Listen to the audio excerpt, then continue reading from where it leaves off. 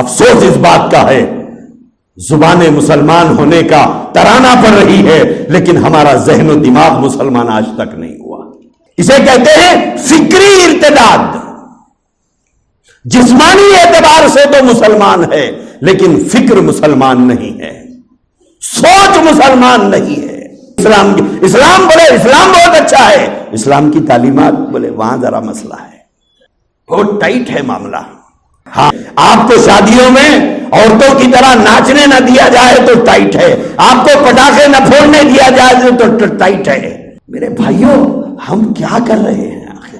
یہی مذہبی کنٹرول گھروں پر نہ ہونے کا انجام اور نتیجہ کہاں تک پہنچ گیا معلوم ہے آپ کو؟ مذہب کی محبت, نبی کے طریقوں کی محبت, اسلام کی محبت, قرآن کی محبت بچوں کے دلوں میں نہ بٹھانے کا انجام. جگہ خالی نہیں رہتی میرے بھائی, اگر آپ نے یہ نہیں بٹھایا تو دوسری جگہ آ کر وہاں دوسری چیز آ کر وہاں بیٹھ جاتی ہے. اب اسلام بیزاری کا نتیجہ یہاں تک پہنچ گیا کہ ہماری بچیوں کو ایمان اور کفر بھی سمجھ میں نہیں آ رہا ہے.